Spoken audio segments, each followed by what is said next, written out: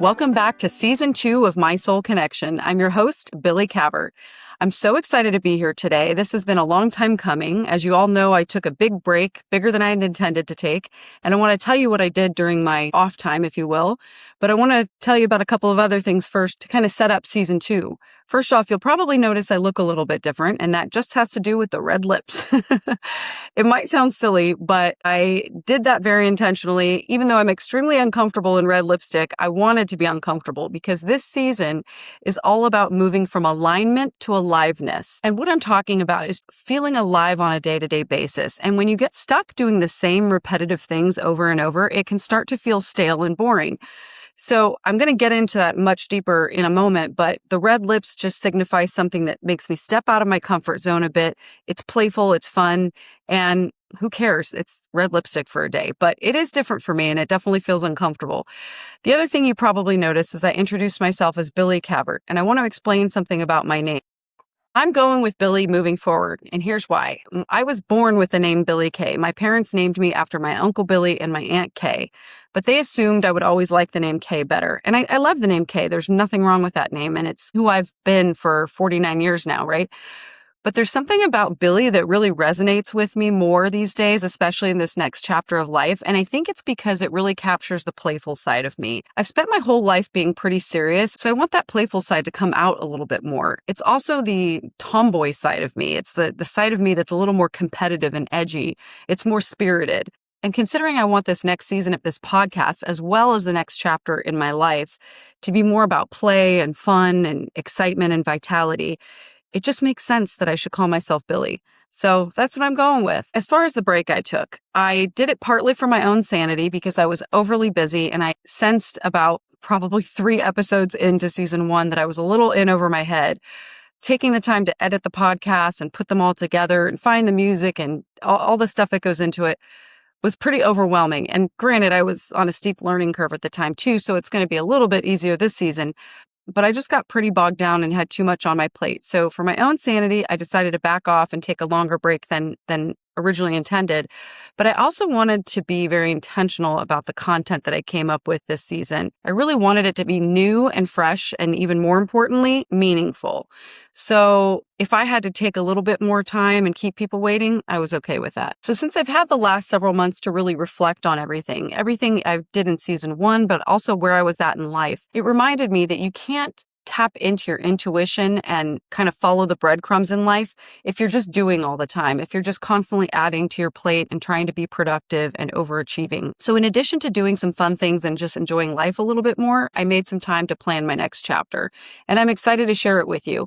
I'm not going to share it all today. It's going to come out in little pieces, but I think you'll find it fun and interesting and hopefully inspiring to you as well. It really feels like it's the first time I've gotten into the driver's seat and taken full control of my life, as opposed to just following society's path for myself. And even though I'm kind of in the beginning stages of this next chapter, I've never been more excited about any chapter in my life. So with that, I just want to take a moment to reflect on what it taught me. We had conversations about intuition, healing, identity, human design, nervous system regulation, psychedelic therapy, health, embodiment, life without alcohol, and courage. And there were many, many other offshoots of all of those topics, but those were the main ideas. It was really about digging into what's beneath the surface to find out a little bit more about who we really are and kind of get reconnected to ourselves. And looking back, I realized all of those conversations were pointing to one thing, and that is we spend so much time trying to become someone when the work is actually remembering who we've always been. So it's peeling back the layers to figure out who we really are beneath it all, without all of that conditioning, without all of society's expectations, without the expectations of our friends and family, without the roles that we play and identify with. That's what it is. It's remembering who we are. And after wrapping up season 1 and reflecting on all those things that I'd learned, I also kept noticing something that was a reoccurring thought. And that was a lot of people, including myself, have done years of personal development. We've read the books and listened to the podcasts. We've gone to therapy. We've learned to meditate and we've incorporated it in our daily lives. We've gone on retreats. We've taken personality tests. We've become aware of our patterns and our conditioning. We've journaled. We've healed childhood wounds. And the realization I've had with all of that is that many of us have gotten really good at understanding ourselves, but not nearly as good at living. Like we've become experts at awareness, but we haven't always translated that awareness into action. We've learned how to heal, but we've forgotten how to play. We've learned how to regulate, but forgotten how to feel excitement. And what I've realized is that getting into alignment isn't actually the destination. Alignment is meant to help us create something. And that something is a meaningful life where we can feel fully alive. So let's talk about what it means to feel fully alive. In the quiet time that I had in between seasons, although I was still really busy, but just didn't have the podcast to contend with on top of everything else I was doing, I realized that a lot of the work I had just mentioned that I had been doing on myself had paid off, but life was still feeling a little bit stale. It was still kind of repetitive and boring, a little too routine with a lot of scheduled tasks and obligations. And I was just feeling like there was something still missing because I want to feel more vitality running through me daily. I want to feel more excitement daily. And I wanted that sense of feeling so incredibly lucky to have this life that I've intentionally built for myself. Because even if it isn't always easy, at least I feel alive. Life is never always going to be easy, but doing hard things is actually part of feeling alive. And we're going to talk about that in a moment. And when hard things happen to you, it actually can make you feel alive as well. So it's not about making sure you try to control every day with just fun activities and you should quit your job and everything. It's more like, how can you feel alive with everything that you're doing and build more joy and excitement into your daily life? For me, feeling alive means novelty, regularly trying new things and having a beginner's mind. I absolutely love learning new things. And if you're not often trying something new, you're probably going to get a little bit bored with life. Also being curious about life and other people around you and even about yourself. If you're curious and you're constantly asking a lot of questions, it just kind of brings a little extra spark of joy into your life. Also being fully present. We talked about this a lot in season 1, but even if the mundane tasks that we have to do, like laundry, is never going to go away, right? How can we feel more present when doing it? And you might be thinking like, oh my gosh, Billy, what do you want us to do to feel more present when we're doing laundry? I don't know, throw some fun music on and kind of, dance around while you're doing it. Turn it into something fun. Another thing is being deeply connected to yourself and also to others. I don't know about you, but I do not like surface level anymore. I like going deep with people. When people start to engage in small talk with me, I just want to shut down and move on as quickly as possible. And how about being courageous? Life is going to be pretty boring if you never muster up the will to do something courageous. And I'm going to talk about that in a little bit with something I did in my off time. Of course, having fun and being playful. I, for one, can say that I've taken life way too seriously and I've kind of gone on autopilot with this serious, robotic, disciplined person that always had to be on. Well, you know what? It's time to have some fun too. And again, that doesn't mean quitting your job and bumming around all day. That could just mean trying to find ways to bring more fun and excitement into your job. I've been doing the same corporate sales job for 18 years. So my clients have known me for a very long time. Can you imagine how much more fun it would be if I just showed up and did something completely out of the norm when I showed up to their office? Maybe I come in wearing something completely different than I would normally wear. Or maybe I bring a new solution to the table that I was always scared to even bring up. Like I thought it would never work in their setting, but I find a fun and interesting way to present it to make them consider it a little bit more and actually have some fun with it. Another big one, I think, is feeling alive means you have to be a little out of your comfort zone at times. Being willing to risk comfort is a big one. It's so easy to say comfortable, but it can be so boring. So let's start getting comfortable with being uncomfortable. And what about saying yes to life? I know for me, things have come up that I've so quickly dismissed, either because I immediately say I'm too busy, I just don't have enough time, it's not a priority, or maybe it's too expensive. But start thinking a little bit out of the box when something is presented to you that could actually be fun. If you find that there's an idea that's presented to you and it sparks something in you, figure out a way to make it work. Don't use the typical go-to responses that we've all been trained to use in our minds over and over. And my classic one is, I'm too busy. I'm not too busy. Being too busy is ridiculous. I can always make time for things that are important to me. So I'm wiping that phrase out of my vocabulary and I'm not too busy anymore for the things that light me up. And I'm going to talk about saying no to things in a while too. So also following intuition into action. It's great to be aware and listen to your intuition. This is what I mentioned earlier in this episode, but you've got to take the next step. You've got to take aligned action. So quit talking about it and meditating on it and just say yes. So with all that said, here are some ways that I'm creating a new next chapter for myself, and you're going to hear more and more about these as season 2 goes on with the people I bring on the show, Sometimes it'll be a solo episode about something I've done and I want to share, or it might just be someone that I bring on who has inspired something in me and I want to dig deeper so that I can inspire the audience as well. So here are some of those things that have changed for me. Number one, I'm committed to traveling more. I've been saying for a long time that I want to travel the world, but again, it goes back to those excuses. Money, time, don't know how I'm going to work things out with the kids. But what I've realized is that there's always some creative solutions around all of those things to make your dreams happen. So I'm going to be traveling more and I'm not going to let my career and household obligations get in the way. That doesn't mean it might not get tricky sometimes, but I'm going to make it happen. And part of that inspiration is just having come back from a trip to Costa Rica for 10 days with my family. It was just myself, my husband, and the boys. And we had so much fun. It was such a diverse trip. We got to experience another culture. We got to try getting out of our comfort zone, speaking another language, which my Spanish sucks, so it was pretty terrible, but I still tried and I learned some new vocabulary. We got to experience play on the beach. We did some surfing. We saw tons and tons of animals, which we would have never seen unless we were at a zoo. So that was super fun. We did a bunch of adventurous things like zip lining, which I'm going to talk about a little bit more in a second. We went hiking. We explored some new foods, some that were amazing and some that were terrible and that I thought I was going to get sick over. But it just felt adventurous, like trying these new things in these little pockets of Costa Rica where they didn't speak a lick of English and you had no idea what they were really serving you. And you just had to leave it up to God and pray that you're going to be okay. And it was just so much fun, even driving around through the area. We did a lot of driving and got to see different parts. It just felt like our family connected on a completely different level than we have before. With regard to the zip lining in particular. So my husband doesn't like heights. I don't really like them either, but I wouldn't say I have a fear of heights, but they make me uncomfortable. But we agreed to do some zip lining. What I had no idea of was that the place I booked for zip lining was like the real deal. They take you up near the top of the volcano in La Fortuna, Costa Rica, and then they take you on a tram up to the top of those trees. So you're in the highest canopies of the trees, like 300 meters off the ground, which is a few football fields, by the way. And as we were on this tram, and by the way, it was raining on us on the way up the tram, and I was cold because I didn't bring rain gear. Well, I brought it on the trip, but I didn't bring it up the tram with me because when we got on the tram, it looked sunny and like it was going to be fine. And the next thing you know, it's raining on us. So we're going up the tram. I'm cold. I'm nervous as hell. And I'm thinking, oh my God, why did I get myself into this? But it's okay. I'm going to do it. I'm going to do it. I'm going to do it. And so we get up to the top and my boys are excited. They're probably a little nervous too. But we did the first little sort of baby run, the baby zip line. There were 7 in total.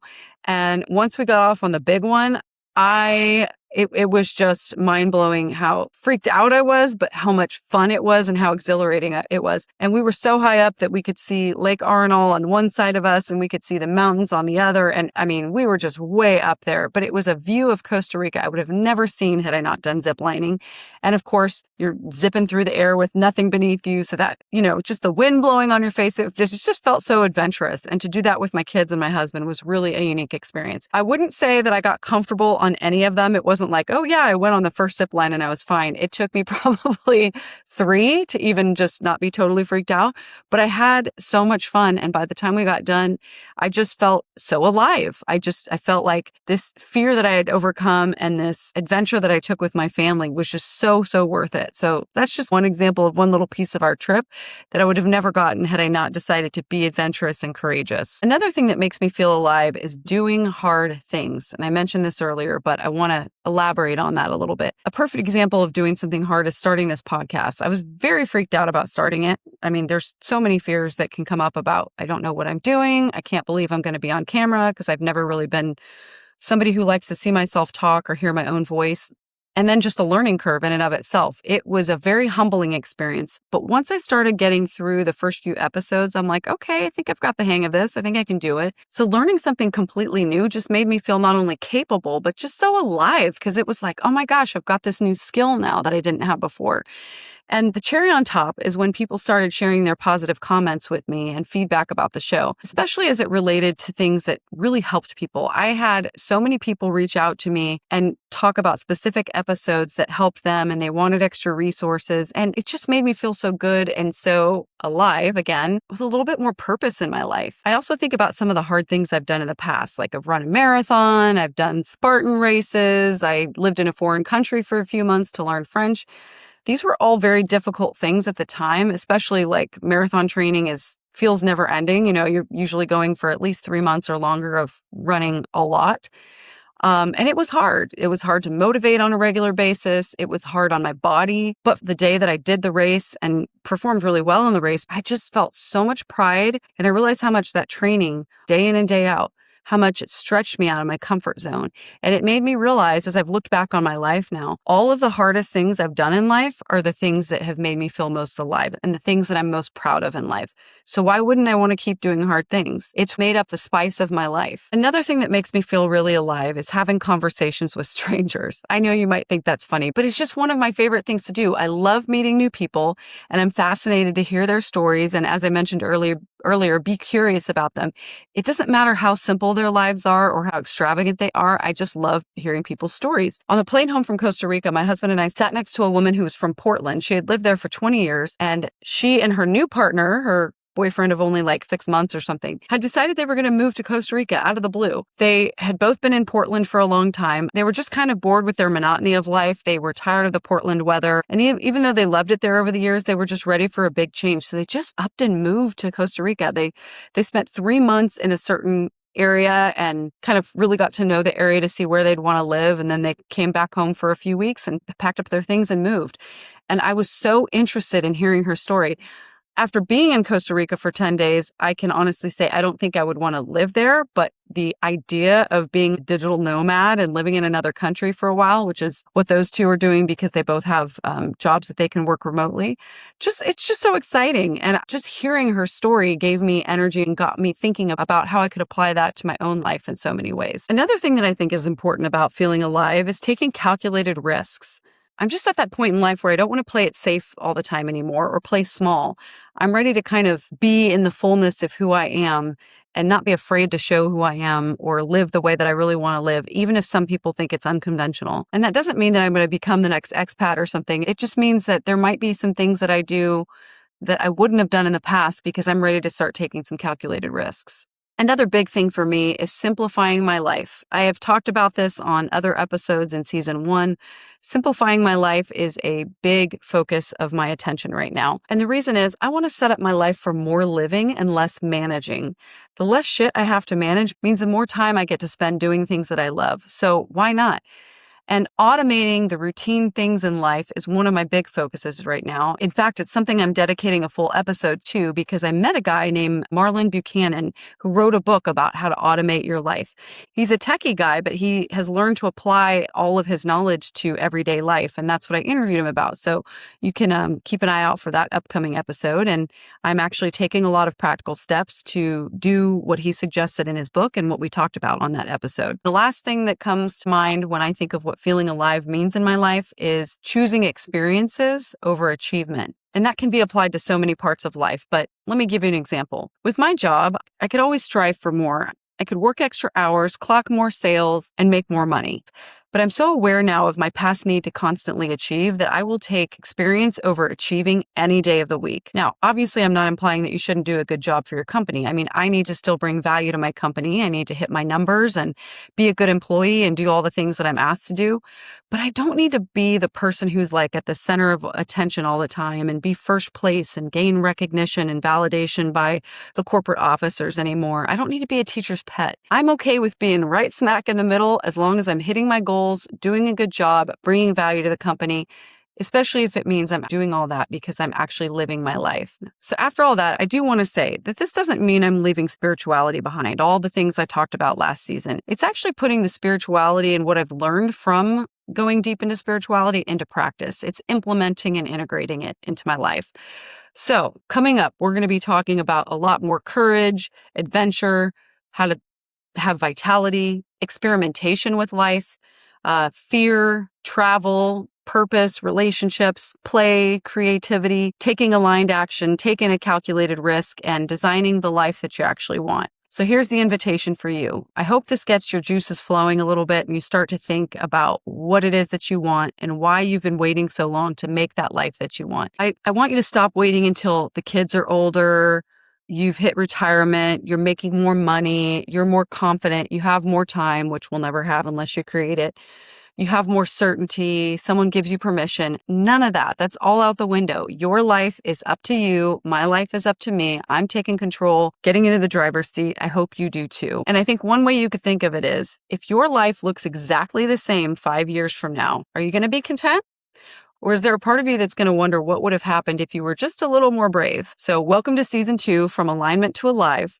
And coming up in the next 2 weeks, you're going to hear a conversation with myself and 2 ladies who are doing a lot of great things in the world, who are really getting to the bottom of what women are feeling these days in order to help them branch out and find the things in life that make them feel alive. So be sure to tune in. And even if you're a guy and you don't think that this is for you, because we do talk a lot about women in this next episode, listen to it for your wife or your friend or your cousin or your sister and send it to them. It's always good for you guys to get a little bit more in tune with the ladies. So I want to challenge you to do that. So let's be bold this season. I hope you join along with me to be bold. Let's turn insight into action. Let's share what we're doing with others and inspire one another. Let's create a happier world where people feel more like themselves than ever and feel more alive than ever. So buckle up. I'm ready to have some fun. I hope you'll join me.